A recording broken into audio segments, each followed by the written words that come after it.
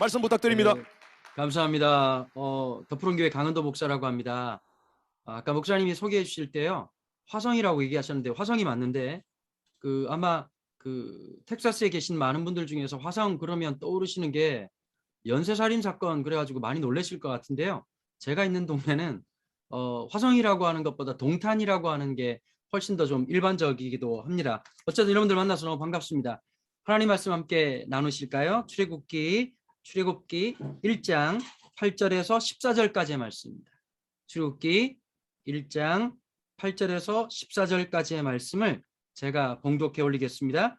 요셉을 알지 못하는 새 왕이 일어나 애굽을 다스리더니 그가 그 백성에게 이르되 이 백성이 이스라엘 자손이 우리보다 많고 강하도다. 자, 우리가 그들에 대하여 지혜롭게 하자 두렵건대 그들이 더 많게 되면 전쟁이 일어날 때에 우리 대적과 합하여 우리와 싸우고 이 땅에서 나갈까 하노라 하고 감독들을 그들 위에 세우고 그들에게 무거운 짐을 지워 괴롭게 하여 그들에게 바로를 위하여 국고성 비돔과 라암셋을 건축하게 하니라.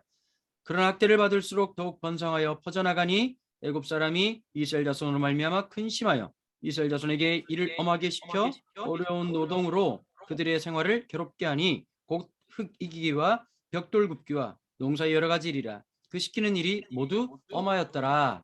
아멘. 아멘. 이 출애굽기라고 하는 성경은 첫 번째 단어가 그리고라고 하는 단어로 시작을 합니다. 이게 무슨 말이냐면요. 우리가 볼 때는 창세기와 출애굽기라고 하는 성경이 두 권처럼 느껴지고 있지만 성경은 전체적으로 함께 창세기의 내용이 그대로 이어져서 출애굽기로 연결되고 있다는 것을 의미하고 있습니다. 그런데 여러분, 우리가 잘 알고 있는 것처럼 이 출애굽이라고 하는 내용은 애굽을 떠났다라고 하는 내용이죠. 이집트에서 출발하는 이야기. 그럼 먼저 우리가 좀 이해를 해야 될 것이 어떤 것일까요? 왜 이스라엘 백성들이 원래 살고 있던 땅이 아니라 애굽으로 이집트로 갈 수밖에 없었나를 출발해서 이해를 해야 출애굽기에 대한 내용들을 훨씬 더 명확하게 정확하게 이해하지 않을까라는 생각을 갖게 됩니다. 먼저 우리가 기억해야 될 사실이 믿음의 조상이었던 야곱에 대한 이야기들을 조금 나누고 오늘 말씀을 시작하려고 하거든요. 그럼 성경을 보시면 참 많은 분들이 성경에 나오죠. 수많은 사람들이 나옵니다. 참 부담스러운 분들이 계시죠. 어떤 분들일까요? 사무엘 같은 분들 굉장히 부담스럽습니다. 저도 목사이지만 특별히 사무엘서에 보면 기도 쉬는 죄를 범치 않겠다 뭐 이렇게 얘기하시는데요. 이거 보통 일이 아니죠. 제가 이제 올해 2022년 1월 1일 첫 번째 집회로 갔던 교회가 있었는데요. 대전에 있는 한 교회인데 송구영신 예배부터 시작해가지고 새해까지 24시간을 온전히 기도하는 시간으로 이렇게 하는 집회였습니다. 목사지만 듣기만 해도 굉장히 부담스럽더라고요. 24시간을 기도를 하는 거예요.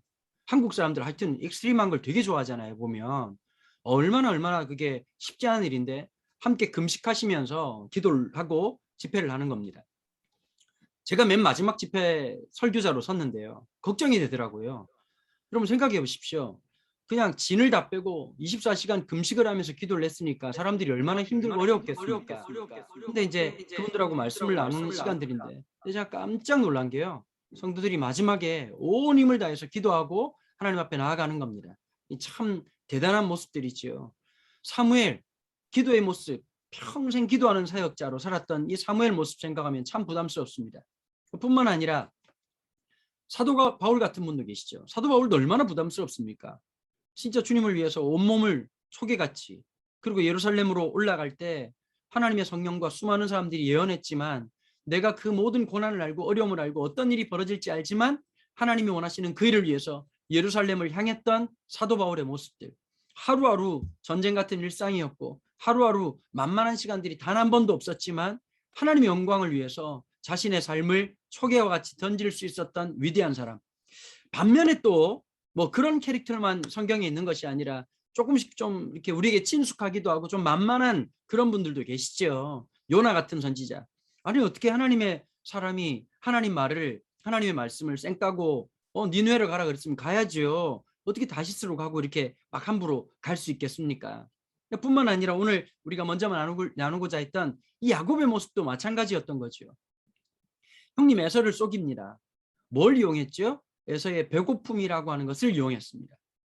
가끔씩 보면요. 참 나쁜 것 중에 하나가, 혹시 우리 주님의 교회 성도님들 중에서 갑질이라는 말 혹시 들어보셨어요? 미국에 너무 오래 있다 보니까 한국말 다 잃어버려 가지고 옛날 뭐 1970년대 80년대 언어들만 알고 계시는 분들은 한국 방송이나 이런 걸 보실 때마다 가끔씩 한국말인데 이해가 안 돼서 좀 힘든 분들이 계실 것 같은데요. 이 갑질이라고 하는 말이 무슨 말이냐면, 네, 그런 말입니다. 내가 가지고 있는 거, 내가 힘이 있고 내가 권력을 가지고 있는데 상대방이 없다면, 그걸 또 가질 수밖에 없는 억울한 상태에 있다면 그걸 하는 어떤 모습들, 원래 이제 계약서에 보면 갑을이라고 하는 용어가 있는데 거기서 나온 용어가 갑질이죠. 여러분, 부모 입장에서 참 엄마들이 애들이랑 늘 하루하루 전쟁같이 살아가잖아요. 한국도 참 어렵거든요. 미국도 힘들겠지만 한국이 훨씬 더 힘든 것 같아요. 근데 엄마들 중에 너무 속상하니까 어떤 경우가 있느냐, 애들은 어쩔 수 없이 엄마가 해주는 밥을 먹어야 되잖아요. 그러니까 미우니까 밥을 안 주는 거예요. 저한테 어떤 분이 연락이 오셨어요. 목사님, 지금 남편이랑 지금 15년째 살아가는데 남편이 참 더럽게 말을 안 듣습니다. 분명히 결혼할 때는 함께 선교에 대한 비전이 있었는데 결혼하자마자 교회를 안 나옵니다. 이런 남편 밥을 줘야 됩니까? 라고 물어보시더라고요. 제가 그래서 웃으면서 그런 얘기했습니다. 밥은 줘야 됩니다. 밥 안 주는 거 그거 갑질입니다. 여러분, 형이 지금 전쟁터에서 이 사냥터에서 돌아와가지고 배가 고파 있는 상태에서, 여러분, 솥을 걸고 죽을 끓였단 말이에요. 그럼 제가 볼 때 그냥 우연찮게 죽을 끓인 게 아니라 형님이 돌아오는 거리, 그리고 형님을 항상 이렇게 그 CCTV처럼 바라보고 있다가 가장 공공하고 힘든 그 자리에서 솥을 걸었단 말이에요. 여러분, 야곱이라고 하는 인물은요, 목표를 하나 딱 타겟을 하나 설정하면 그걸 이루는 인간이에요. 수단과 방법을 가리지 않고. 아니, 믿음의 조상이라 그러면 하는 방법이 굉장히 성경적이고 하나님이 기뻐하실 만한 그런 일을 써야 되는 거 아닌가요? 그런데 이 야곱이라는 인간은요, 좀 이런 인간이라고 표현이 좀 죄송합니다만, 수단과 방법을 가리지 않고 내가 얻고자 하는 것, 내가 형처럼 되고 싶고 장자의 명분을 얻겠다 그러면 형의 배고픔을 이용해서라도 그걸 얻고야만 하는 그런 뭐 집요한 사람이라고 말할 수 있는 거죠. 아버지가 앞을 못 봤잖아요. 그런데 이 아버지가 뭐 쌍둥이였지만 친형인 에서 형만 너무너무 좋아하는 겁니다. 그런데 어느 날 갑자기 이 이삭이, 아버지 이삭이 에서 형에게 이렇게 얘기합니다. 네가 가서 빨리 사냥을 해서 짐승을 잡아다가 별미를 만들어서 스페셜 푸드 만들어서 나에게 가져오면 내가 너에게 장자의 명분에 해당되는 축복을 해주겠다 라고 명령을 내립니다. 이 이야기를 누가 듣게 되죠? 어머니 리브가가 듣게 됩니다. 그러고는 늘 천덕꾸러기처럼 아버지의 사랑을 받지 못하고 늘 좌절과 상실감과 늘 마음속에 꼬일 대로 꼬여있던 야곱에게 기회를 엄마가 주는 거죠. 엄마의 반칙. 그러고는 음식을 가져가서 이걸 가지고 와서 아버지한테 마음껏 축복을 받아라 라고 얘기를 합니다. 근데 참 놀랍게도요, 쌍둥이 중에서도 일란성 쌍둥이가 있고 이란성 쌍둥이가 있잖아요. 일란성 쌍둥이는 외모도 굉장히 비슷하고요, 성별도 똑같습니다. 근데 이란성 쌍둥이는 혹시 그런 분들 주변에 보지 않으셨나요? 쌍둥이라고 하는데 얼굴이 안 닮았어요. 쌍둥이라고 하는데 성별도 달라요. 뭐 다를 수도 있고 안 다를 수도 있겠지만, 근데 제가 볼 때 에서와 야곱은 아마 이란성 쌍둥이였던 것 같아요. 왜냐하면요, 성경에 보니까 에서는 온몸에 털이 많은 사람이라고 이렇게 되어 있습니다. 근데 우리나라 성경책에 보면 털이 많다라고 되어 있지만 히브리 원어를 조금 접근해 보면 그의 아버지 이삭은 에서를 만날 때마다 그의 털을 만지곤 했다, 이런 표현으로 우리가 이해할 수 있어요. 근데 야곱은 어땠느냐? 온몸에 털이 없어서 매끈매끈한 자라고 표현했거든요. 어머니한테 이렇게 얘기를 합니다. 이 음식 들고 와가지고 아버지한테 축복은커녕 저주를 받을까 봐 두렵습니다. 어머니, 제가 할 수 없습니다. 참 놀라운 게요, 남자들은 참 쉽게 포기해요. 살아보면 남자가 똑똑한 것 같고 남자가 힘이 좋을 것 같은데 여러분, 전혀 아니라는 거 많이 뼈저리게 느끼시죠? 저도 결혼한 지 지금 20년째인데요. 제가 참 멍청하다는 생각을 결혼 생활 시간이 지나면 지날수록 훨씬 더 많이 할 때가 많습니다. 엄마는 절대 포기하지 않습니다. 어떻게 하지요? 염소를 잡아다가 최초의 모발 이식을 해요. 그리고 온몸에 감아주면서 그 염소털을 온몸에 감고서는 아버지에게 갑니다. 두렵고 떨림으로. 그리고 얘기하죠. 아버지, 에서가 왔습니다. 그러자마자 이삭이 깜짝 놀라면서 네가 어떻게 이렇게 빨리 왔느냐. 여러분, 이 거짓말을요, 얼마나 타고나게 잘하는지 대사도 없고 대본도 없는데 줄줄줄줄 외우면서 얘기를 합니다. 뭐라고 말을 하죠? 여호와 하나님이 순적히 만나겠다는 거예요. 여러분, 참 우리 인생에 보면 이렇게 거짓말들이 너무 익숙하게 잘 나올 때가 많이 있죠. 왜요? 내가 얻어야 되는 장자의 명분 하나 때문에 말입니다. 그러고는 그 음식을 가지고 가는데 이삭도 만만치가 않습니다. 쏟지 않으려고 합니다. 뭐라고 말하죠? 아니, 분명히 야곱의 목소리인데 너 가까이 와봐라. 그리고 온몸의 냄새를 맡으면서 에서의 트레이드 마크인 몸에 털이 있는지를 확인합니다. 그러면서 이렇게 이삭이 얘기하죠.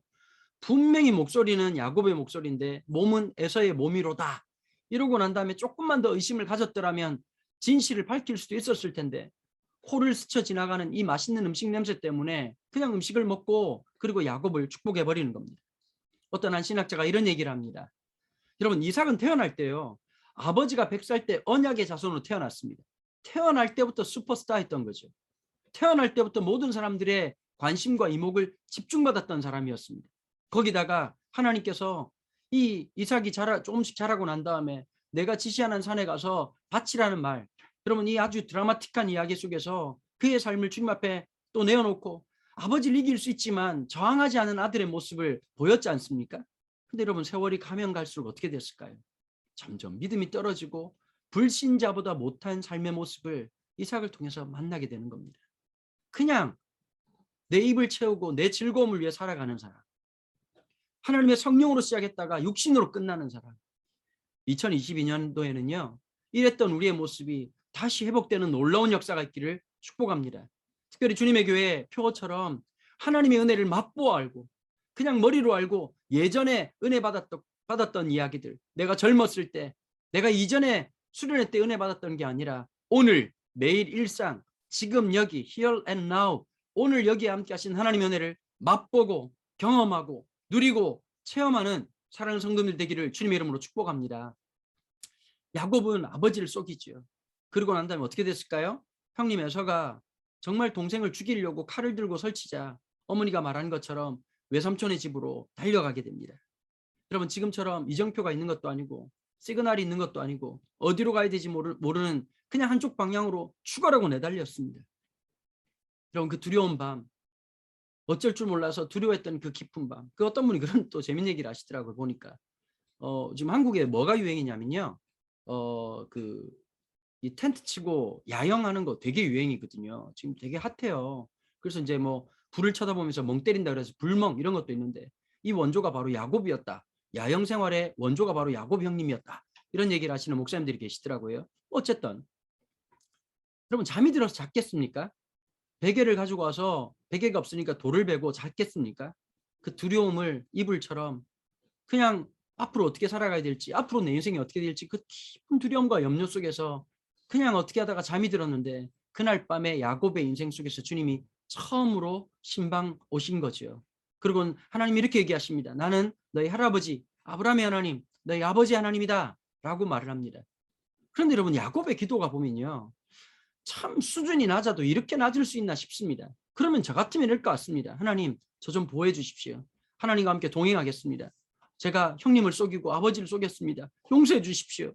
그럼 우리 옛날에 수련회 때 그런 거 많이 했지 않습니까, 여러분? 종이 꺼내가지고 막 지은재 쓰라 그러면 하나씩 썼잖아요. 아버지 주머니에 있는 돈 훔친 거부터 시작해가지고 엄마한테 속인 거. 여러분, 그런 거 회개하고 눈물 탁 뻗고 난 다음에 그러고 신앙생활 했던 게 우리의 모습인데 야곱의 기도는 사뭇 다릅니다. 뭐라고 기도하느냐? 너무너무 조건적인 거예요. conditional prayer. 철저하게 조건적인 거예요. 뭐라고 기도하죠? 하나님, 제가 무사히 집으로 돌아오게 하신다면, 제 생명을 보존해 주신다면, 나와 함께 하신다면 이라고 조건을 딱 걸고는 그렇게 하면 내가 하나님을 섬기겠다고 얘기를 합니다. 저는 이 야곱의 인생을 가만히 보면서 하나님을 이렇게 이해하고 싶어요. 우리를 너무 깊이 이해해 주실 뿐만 아니라 기다려 주시는 하나님. 여러분, 탕자의 이야기 잘 아시잖아요. 탕자가 아버지를 떠나고 그리고 다 허랑방탕하게 생활하다가 돈이 다 떨어지고 난 다음에 돼지 우리에서 돼지랑 경쟁하면서 지엽 열매 먹고 있던 이 탕자의 모습, 거기에 우리의 포커스가 있는 것 같지만 그 성경에서 제일 중요한 것은 하나님 아버지는 어떤 분이신가? 하나님 아버지는 우리를 기다려 주시는 분, 우리를 인내해 주시는 분. 여러분, 교회들마다 아마 한국 교회나 미국 교회나 우리 한인교회 별반 다르지 않을 것 같은데요. 주일 낮 예배 때 장로님이 기도하면 어떤 기도 주로 하세요? 지난 한 주간 주의 말씀대로 살기를 원했지만 또 범죄하며 살았습니다. 주님, 하지만 오늘 주의 종을 통해 주시는 말씀을 통해서 샘을 얻게 도와주시고 주의 영광을 위해 살게 하여 주시옵소서. 그러면 많은 성도님들이 아멘 하지요. 그 다음 주에 장로님 선수 교체해가지고 또 똑같은 기도를 합니다. 지난 한 주간.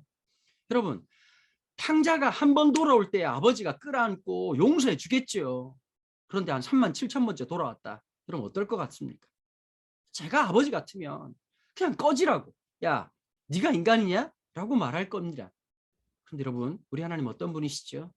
수천 번, 수만 번 넘어지고 쓰러지지만 내가 하나님을 향해서 아버지의 집으로 주의 품으로 달려오면 마치 처음 우리를 안아주신 것처럼, 처음 우리를 용서하신 것처럼 변함없이 사랑하고 용서하시는 분 아니겠습니까? 야곱은 외삼촌 집에 갑니다. 여러분, 야곱이 이렇게 거짓말하고 구라치는 습성이 뇌과학적으로 보면요, 친가에서 온 게 아니라 외가에서 왔다는 놀라운 반증을 성경을 통해서 만납니다. 외삼촌 라반은 구라 대마왕이었습니다. 입만 열면 거짓말이고 뻥이었습니다. 그러고는 어떻게 하죠? 이 조카였던 이 야곱의 사랑조차도 어떻게 용해먹죠? 자기의 이익, 자기의 이해관계 속에 철저하게 묶어두는 모습을 외삼촌 라반을 통해서 보게 됩니다. 그뿐만 아니라 야곱도요, 얼마나 뻥빨이 심한 놈인지. 보통 여러분, 이 당시에 결혼식 지참금이라고 하면 그 한 3년치 연봉 정도를 얘기한다는 거예요. 기본적으로 얘기하면 내가 3년 동안 당신 집에서 종노릇 하겠습니다. 그런데 야곱은 뭐라고 얘기하지요? 수많은 사람들이 있는 앞에서 이렇게 얘기하는 거예요. 내가 라헬을 위해서 7년 동안 종살이를 하겠습니다. 자기 과시가 굉장히 컸던 사람이죠. 여러분, 한국 사람들은 이런 게 있대요. 승차감으로 사는 게 아니라 하차감으로 차를 산다는 얘기를 해요.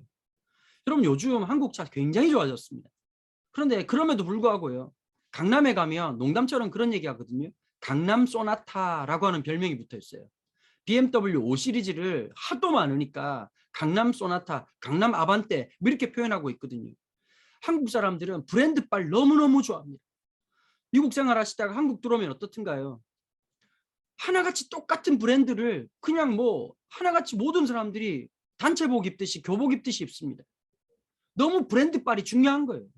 과시욕이 너무 중요한 거예요. 내가 살아가는 게 편한 게 아니라 남들 눈에 비치고 있는 내 모습이 너무너무 중요한 거예요. 제가 종종 그런 얘기 하거든요. 어떤 학교가 좋은 학교일까요? 어르신들, 어떤 학교가 좋은 학교일까요? 미국에 명문대학 많겠지만 한국으로 말하자면 스카이잖아요. 서울대, 연대, 고대. 혹시 여러분 그 외에 학교들 이름 안 됐다고 섭섭해하지 마십시오. 기타 등등의 수많은 학교가 있습니다. 저는 그런데 우리 학생들에게, 우리 다음 세대에게 이런 말을 꼭 해줍니다. 어떤 학교가 제일 좋은 학교냐? 내가 가는 학교가 제일 좋은 학교다. 그 학교가 어떤 학교인지 모르겠지만 여러분, 굳이 관악산 밑에 있는 학교를 가야 되고 신촌에 있는 학교를 가야 좋은 학교일까요? 저는 아니라고 생각합니다.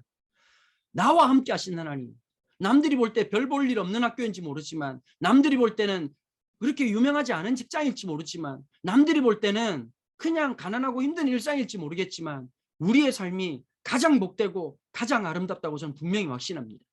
여러분, 야곱의 인생은 부스팅하는 인생이었죠. 남들에게 자랑하고 남들에게 보여주려고 7년 동안 한 여자를 위해서 인생을 걸었습니다. 여러분, 7년이 지나고 난 다음에 한 여인을 얻게 되고 그 여인을 얻는 과정 속에서도 외삼촌 라반의 거짓말이 얼마나 대단했습니까? 여기서 우리가 난센스가 하나 있죠. 어떤 난센스예요? 아니, 세상에 7년 동안 연애를 한 사람인데 첫날 밤에 내가 사랑하는 여인 라헬인지 레아인지 구분을 못했다는 게 너무 참 의아하지 않습니까? 이유는 간단합니다. 이 베두인족들은 결혼식을 일주일 동안을 해요. 일주일 동안 하는데 어떻게 하느냐? 내가 얼마나 재산의 능력이 있는지를 보여주기 위해서 시족 공동체인 사람들에게 음식을 제공합니다. 그런데 물을 먹지 않습니다. 왜 물을 먹지 않느냐? 이 지역은 물에 라임이 너무 많기 때문에 물을 먹으면 죽게 됩니다. 그래서요, 포도주를 먹게 됐던 거죠. 원래 이 와인이라고 하는 말의 히브리어 원어가 야인이라고 하는 말인데, 이 야인이라고 하는 포도주는 한 2.2도에서 한 2.5도 되는 아주 약한 술입니다. 문제는 뭘까요? 이걸 이틀, 3일째 먹으면 거의 인사불성이라는 거죠.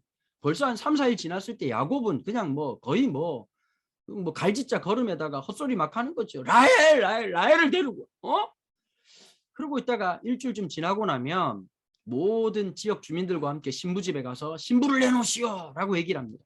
그러면 신부가 예쁘게 단장을 하고 있다가 첫날 밤을 치르는데 이미 야곱은 인사불성이었습니다.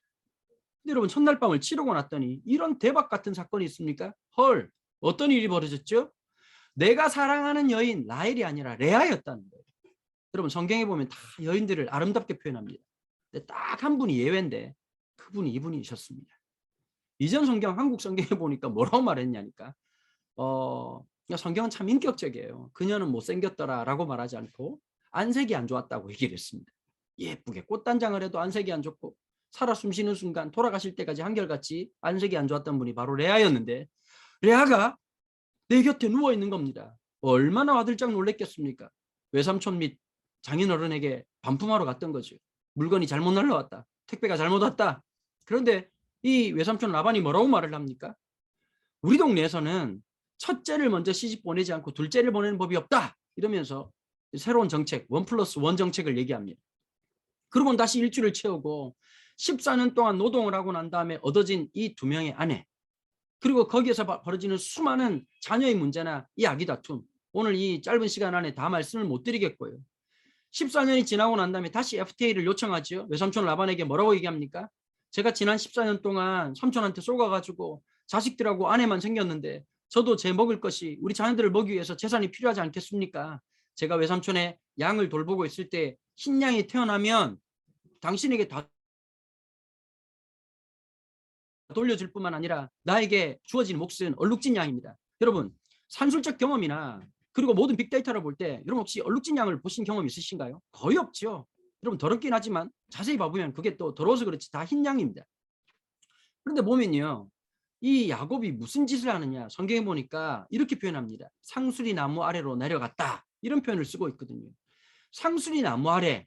여러분 구약 성경을 좀 읽어보신 분들은 이 상수리 나무라고 하는 게 뭐와 연관이 있냐면 거의 가나안 땅에 있는 우상 숭배와 다 연관이 있습니다.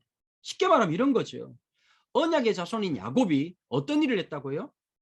우상 숭배하고 우상 짓거리를 하고 무당 짓거리를 했다는 얘기하고 똑같은 얘기입니다. 여러분 저는 이 야곱의 인생에 보면서 여기까지의 모습을 보면 마치 연극 무대로 치자면 연극 무대의 주인공으로 하나님이 나타나지 않으시고 열심히 연기하고 있는 야곱의 인생 속에 백스테이지에서 가만히 바라보시는 하나님의 모습으로 오늘 성경 속에서 저는 하나님을 만나게 됩니다.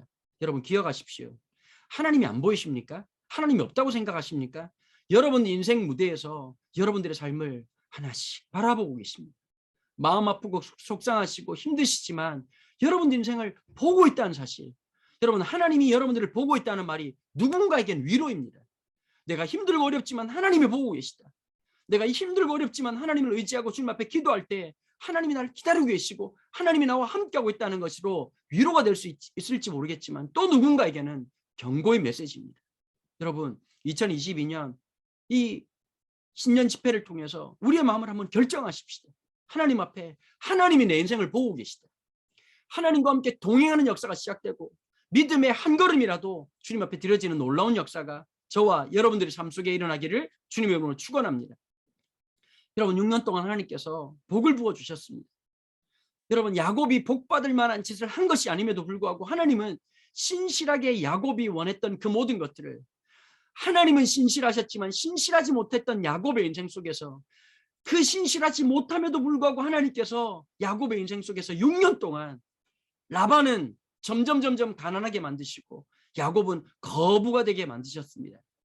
사랑하는 주님의 교회 성도 여러분, 여러분들이 미국 건너와서 살아오는 동안에 여러분들이 많은 재산을 일구고 정말 힘들고 어려웠지만 텍사스에 오기까지 수많은 사연과 수많은 이야기들이 있었겠지만 여러분 그 삶 속에서 우리가 신실하지 못했음에도 불구하고 하나님의 놀라운 은혜로 채워주시고 역사하시고 자녀들 여기까지 인도해 주시고, 사실 우리는 하나님 앞에 제대로 믿음 생활 잘 못했지만 하나님의 신실하심이 우리가 두려웠던 그날 밤들, 여러분 야곱의 밤처럼 베델의 밤처럼 하나님 앞에 울부짖었던 시간들, 그 시간들 속에서 하나님의 신실하심이 우리의 연약함에도 불구하고 여기까지 인도하신 하나님의 은혜가 있지 않습니까? 이 팬데믹 속에서도 하나님 우리를 버리지 않고 하나님의 신실하신 은혜로 여기까지 역사하신 하나님의 은혜가 너무 놀랍지 않습니까? 여러분, 그런데요, 20년이 지난 다음에 거부가 되었습니다. 그런데 성경에 보니까 외삼촌 라반을 야곱이 만납니다. 그런데 그의 낯빛이 변했다라는 표현이 있습니다. 여러분, 이 낯빛이 변했다는 표현은 딴 표현이 아닙니다. 어떤 얘기를 하고 있을까요? 야곱을 죽이려고 했다는 뜻입니다. 눈치가 겁나 빨랐던 야곱이 외삼촌 라반을 딱 보자마자 이 사람이 날 죽이고 모든 재산과 내 자녀와 내 아내를 다 빼앗겠구나라는 생각을 본능적으로 느꼈던 그 밤, 여러분, 잠이 왔겠습니까? 마치 데칼코마니처럼 자기의 형 에서를 도망갔던 그 베델의 불안의 밤, 불면의 밤. 20년이 지나고 난 다음에 나이도 들고 재산도 생기고 아내도 생겼고 자녀들도 생겼는데 왜 그렇게 불안한 건 조금도 달라지지 않았던지. 제가 올해 나이가 51입니다. 저는 그런 생각했었거든요. 50대가 되면 참 마음이 평안해질 줄 알았습니다. 50대가 되면 문제가 없을 줄 알았거든요. 솔직히 말씀을 드릴까요? 더 불안합니다. 더 근심이 많습니다. 개척을 하게 되고 참 말도 안 되는 하나님의 은혜를 24개월 동안 부어주셨습니다. 9명으로 시작했던 이 공동체를 하나님께서 기가 막히게 이번 주에 제가 보고를 받아보니까 우리 성도들이 참석한 성도들이 300명이더라고요. 청년들까지 포함해가지고. 여러분, 우리 업계가 지금 불황입니다. 여러분, 지금 한국교회가 지금 개척을 하면 살아남는 교회가 거의 없다 할 만큼 지난 2년 동안 팬데믹 동안요, 교회가 8,000교회가 사라졌답니다. 근데 하나님께서 은혜를 부어주셨습니다. 그럼 많은 분들이 저한테 이런 얘기를 하는 거예요. 와, 목사님 좋겠다, 힘나시겠다. 예, 맞습니다. 힘나는 부분도 있지만 순간순간 아찔아찔할 때가, 순간순간 살아남을 걸고 있다고 느낄 때가 얼마나 많은지 모릅니다. 여러분, 우리는 사실 하나님 앞에 정직해야 됩니다. 돈도 생기고 차도 생기고 집도 생겼는데 여전히 불안한 우리. 여러분, 돈이 우리의 불안을 절대 못 채웁니다. 어떤 결과물이, 어떤 성과가 우리 인생을 절대 채우지 못합니다. 하나님이 우리의 불안을 채우시고 하나님이 우리 존재를 채우셔야 거기에 진정한 평화와 안식이 있는 겁니다. 여러분, 아무것도 없다 할지라도 하나님이 계시면 모든 것을 가진 듯한 기쁨과 평안과 안식이 있습니다. 그날 밤에 하나님께서 야곱의 인생에 또 한 번 신방 오셨습니다. 20년 동안 불신자처럼 살았던 야곱의 인생에 다시 한 번 더 녹화하신 겁니다. 야곱아, 고향 땅으로 돌아가자. Baby come back home. 집에 가자. 그러고는 마음의 결단을 하는 거죠. 그리고 돌아온 내용들이 나옵니다. 그 수많은 이야기들을 다 할 수가 없지만요. 그러다가 이 집안에 또 비극의 역사가 막 시작되죠. 라헬이 낳았던 요셉만 사랑했던 그 모습들. 그러다가 결국 어떻게 하죠? 다른 형제들에게 요셉이 종으로 팔려가게 됩니다. 그 비참한 인생 속에. 그러고 있다가 세월이 흘러고 난 다음에 가나안 땅에, 이 지역의 고대 근동 지방에 엄청난 기근이 시작되었고, 그 기근을 통해서 이집트의 총리로 세워져 있는 동생 요셉을 만나게 되고, 그 요셉이 살아있다는 얘기를 아버지 야곱에게 하게 됩니다. 여러분, 야곱 인생에 평생 가슴으로 묻었던 그 아들이 살아있다는 얘기를 듣고 어떤 마음이 들었을까요? 얼마나 아들이 보고 싶었겠습니까? 그런데 야곱은 요셉을 보고 싶은 마음보다 더 중요한 게 하나 있었습니다. 하나님의 언약의 족장이었거든요. 하나님의 땅을 지키는 것, 그게 너무너무 소중한 일이었습니다. 여러분, 야곱이요, 이스라엘 최남단이었던 브엘세바에서 하나님의 사인, 하나님의 시그널을 기다리고 있는 모습이 창세기 46장에 이렇게 기록되어 있습니다. 46장을 한번 보실까요? 46장, 창세기 46장 1절입니다. 이스라엘이, 여기서 이스라엘은 바로 야곱을 얘기하죠. 이스라엘이 모든 소유를 끌고 떠나 브엘세바에 이르러 그의 아버지 이삭의 하나님께 희생제사를 드리니, 2절, 그 밤에 하나님이 이상 중에 이스라엘에게 나타나 이르시되 야곱아 야곱아 하는지라.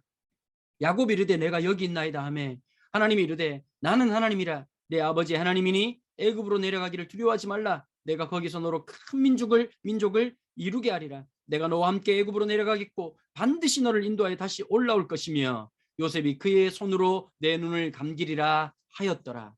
하나님의 약속이 있었습니다. 여러분, 야곱은 이집트에 내려갔을 때 다른 곳으로 이집트로 내려간 것이 아니라 하나님의 약속을 붙잡고 갔습니다. 여러분, 2022년 어떤 일이 벌어질지 아무도 모릅니다. 언제 팬데믹이 끝날지 아무도 예측할 수가 없습니다. 아무리 여러분들이 똑똑하고 여러분들이 모든 지식이 있다 할지라도 내일 어떤 일이 날지, 우리의 이 2022년이 어떻게 될지 모릅니다. 하나 붙잡고 가십시오. 하나님의 말씀을 붙잡고 가십시오. 하나님의 언약을 붙잡고 가십시오. 여러분들이 붙잡고 있는 것이 막연한 플랜이 아니고 하나님의 말씀을 붙잡을 때에 모든 불확실성 속에서 함께 하신 하나님의 임재를 경험하는 축복이 있을 줄로 믿습니다. 야곱은 아들 보고 싶은 부정, 아버지의 마음으로 간 것이 아니라 하나님의 언약을 붙잡고 갔습니다. 오늘 말씀해 보면요, 우리 출애굽기 1장을 한번 보실까요? 1장 7절에 이런 말씀이 있습니다. 이스라엘 자손은 생육하고 불어나 번성하고 매우 강하여 온 땅에 가득하게 되었다. 6절을 한번 보실까요? 요셉과 그의 모든 형제와 그 시대 사람은 다 죽었다. 여러분, 요셉도 죽고 그 형제도 죽고 야곱도 죽었겠죠. 그런데 하나 남은 게 있습니다. 어떤 것일까요? 야곱과 주신 하나님의 약속이 얼마나 신실하신지. 뭘 약속하셨죠? 거기에서 내가 내 백성들을 번성케 하겠다. 아브라함에게 하셨던, 이삭에게 하셨던, 야곱에게 하셨던 그 약속, 하늘의 별처럼 땅의 모래처럼 그 약속을 놀랍게도 어디에서요? 이스라엘 백성들이 거주했던 가나안 땅이 아니라 바로 이집트에서 하나님께서 놀랍게 역사하셨는데, 7절은 이스라엘 자손은 생육하고 불어나고 번성하고 매우 강하여 온 땅에 가득하게 되었더라. 5번이나 점층법, 가면 갈수록 더 세게 하나님 역사가 시작됐다는 겁니다. 그런데 문제는 뭘까요? 오늘 본문에 읽었던 말씀처럼 요셉을 알지 못하는 새 왕이 일어났다. 여러분, 보통 이집트 왕조를 18왕조 이렇게 얘기하거든요. 굉장히 왕조가 많은데 이 요셉이 총리가 되었을 때가 쉽게 말하면 고왕조, 중왕조, 신왕조로 따진다면 중왕조 말기 힉소스 왕조 때 총리가 되었습니다. 원래 여러분 이집트는 구스족이 지배민족이었거든요. 근데 힉소스 부족에 의해서 점령당할 때가 있었는데 요셉을 알지 못하는 왕, 뭐냐? 다시 구스족이 바로 이집트의 지배민족이 됐다는 뜻이죠. 그랬으니 전 왕조였던 힉소스 왕조 때 기록들을 여러분 가지고 있겠습니까? 다 지워버린 거예요. 그런데 하나님은 어떻게 하셨죠? 이스라엘 백성들이 들어올 때는 70명밖에 안 됐는데 하나님께서 엄청나게 번성하게 하셔가지고 이집트 사람들에게는 골칫거리가 된 거예요. 자, 그런데 이 파라오가 어떤 정책을 펼쳤느냐? 이스라엘 백성들을 스파이로 취급하면서 새로운 경제체제를 만듭니다. 노예 경제체제. 여러분, 여자분들 어떠세요? 누군가가 나라에서 집안일 도와줄 수 있는 사람 2-3명 정도 붙여준다. 빨래도 해주고 청소도 해주고 밥도 해준다. 여러분, 땡큐 소마치 아닌가요? 내가 하고 싶은 거 운전 다 해주고 내가 하고 싶은 거 잔심부름 다 해주는 사람을 시킨다. 여러분, 이집트 경제체제를 어떻게 만들었다고요? 이스라엘 백성들을 적으로 취급해가지고 노예로 삼아가지고 노예 경제체제로 만들어버린 겁니다. 특권을 누리고 있던 이스라엘 백성들이 갑자기 이 파라오의 정책 때문에 노예로 비참한 인생을 시작합니다. 자, 거기다가 남자들을 없애는 정책을 하는데 지금처럼 정관수술이 있었더라면 깔끔하게 끝낼 수 있는 문제였는데 어떻게 정책을 펼쳤느냐? 노동을 과하게 시켜가지고 죽어버리든지 적어도 집에 와서 적어도 아내랑 어떤 짓을 못하게 만들어가지고 산하 제한을 하겠다는 게 이집트 파라오의 놀라운 정책이었습니다.